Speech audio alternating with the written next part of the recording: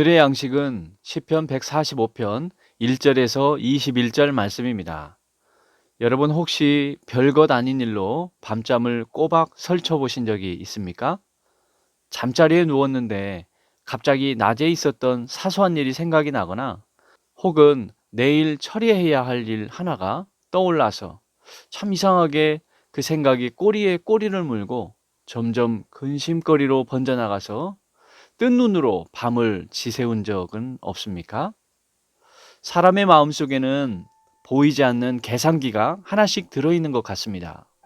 그런데 참 이상하게도 이 마음속 계산기는 받은 것보다 잃어버린 것을 계산하는데 훨씬 빠르고 좋은 것보다 안 좋은 것을 계산하는데 훨씬 성능이 좋고 감사한 일을 더하기보다 섭섭한 일과 좋지 않은 일을 곱하고 나누느라 우리 마음은 늘 바쁘고 분주합니다.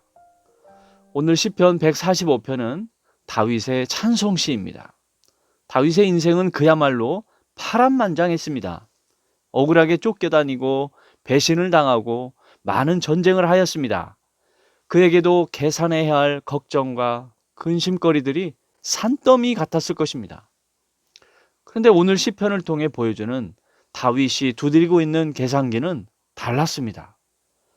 본문 1절과 2절을 보면 왕이신 나의 하나님이시여 내가 주를 높이고 영원히 주의 이름을 송축하리이다.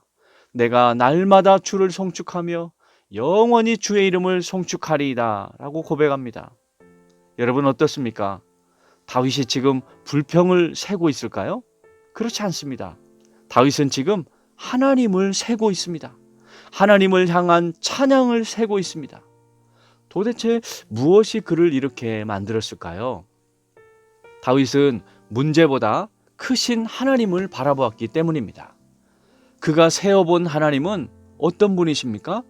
8절에 보면 여호와는 은혜로우시며 긍휼이 많으시며 노하기를 더디하시며 인자하심이 크시도다 라고 고백합니다. 또 14절에서는 넘어지는 자를 붙드시며 비굴한 자를 일으키시는 분이시다 라고 노래합니다. 여러분 어떻습니까? 이런 분이시라면 그냥 언제나 찾아가서 마음 편하게 안겨도 좋을 뿐 아니겠습니까? 다윗은 자기 인생의 결핍을 묵상한 것이 아니라 하나님의 채워주심을 묵상했고 그 하나님이 어떤 분이신지를 깊이 묵상했습니다. 자신의 연약함을 계산한 것이 아니라 넘어졌을 때 일으켜 주셨던 하나님의 손길을 하나하나 세어보았습니다. 그랬더니 입에서 한숨 대신 찬송이 터져 나온 것입니다. 여러분 다윗의 이 고백은 예수님을 통해 보여주신 하나님의 인자하심을 더 선명하게 보여줍니다. 8절의 말씀처럼 하나님은 죄인인 우리에게 노하기를 더디하시고 은혜를 베푸셨습니다. 아드님 예수님을 통해서 아주 완전하게 확실하게 보여주셨습니다. 누가복음 6장에 보면 하나님 아버지는 은혜를 모르는 자와 악한 자에게도 인자하시니라 라고 말씀합니다. 우리가 본 뒤 은혜도 모르던 자들이었습니다. 그러나 하나님은 그런 우리에게도 인자하셨습니다. 하나님이 주시는 좋은 것을 거절하고 부르심에 귀를 막았던 우리였지만 그런 우리를 향해 여전히 예수님이라는 긍휼의 손길을 내미신 분이 우리 하나님이셨습니다. 우리가 받은 이 구원의 은혜를 계산해 본다면 감히 세상의 걱정거리가 그 자리를 차지할 수 있겠습니까? 예수님을 통해 보여주신 하나님의 사랑은 측량할 수 없을 만큼 큽니다. 그런데 여러분, 그 크신 하나님께서 멀리 계시지 않습니다. 다윗은 본문 18절에서 이렇게 확신합니다. 여호와께서는 자기에게 진실하게 간구하는 모든 자에게 가까이 하시는도다 라고 말씀합니다. 이 말씀이 우리에게 주는 위로가 무엇입니까?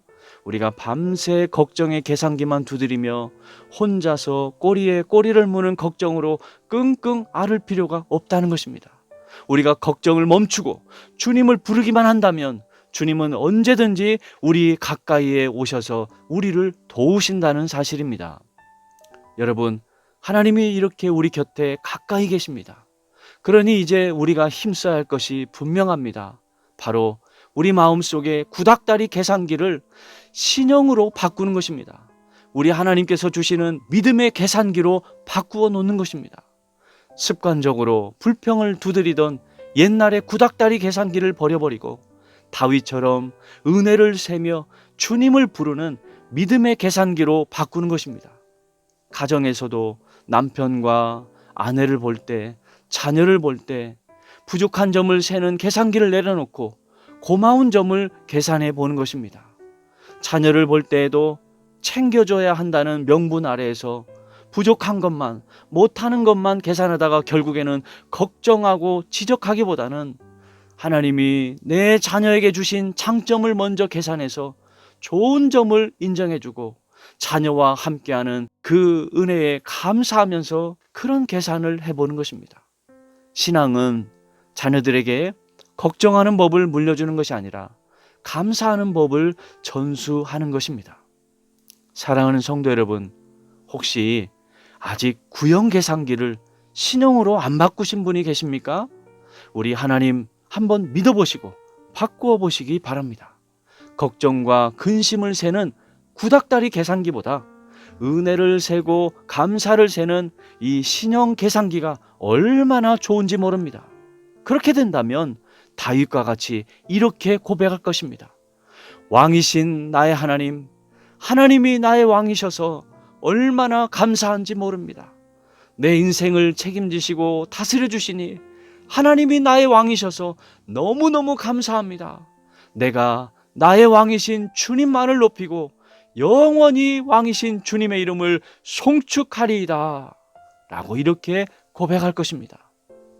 사랑하는 성도 여러분, 우리 앞에는 보이지 않지만 확실한 하나님의 은혜가 있습니다. 왕이신 하나님의 어지신 통치 아래에서의 은혜가 있습니다. 이 사실을 기억하시면서 오늘도 우리가 근심을 계산하기보다는 은혜를 계수하며 살아가시는 복된 저와 여러분이 되시기를 주님의 이름으로 축원합니다. 아멘. 하나님 아버지, 은혜를 감사합니다. 은혜도 모르고 악하였던 저희를 위해 아드님 예수님을 통해 인자하심을 보여주셔서 백성을 삼아주시고 자녀를 삼아주셔서 감사합니다. 그런데도 여전히 저희들은 참으로 연약해서 자꾸만 눈앞의 사소한 것에도 근심하고 불안해할 때가 많이 있습니다. 이런 저희를 긍휼히 여겨주시고 저희를 붙잡아 주셔서 우리의 마음을 늘 성령께서 주장해 주셔서 안 좋은 것만 세는 것이 아니라 이제는 가까이 계신 주님을 의지하면서 삶의 자리에서 늘 은혜를 세고 감사를 세는 신용 계산기를 들고 살아가는 저희가 되게 하여 주시옵소서. 하나님 아버지, 저희들의 마음속에 세상이 줄 수 없는 평안을 주셨사오니 이 평안을 누리면서 살아갈 수 있도록 하나님께서 저의 마음을 다스려 주시고 오늘 또 우리와 함께 하시는 주님의 손길을 풍성히 경험하며 살아가는 복된 날, 행복한 날이 되게 하여 주시옵소서. 예수님의 이름으로 기도합니다. 아멘.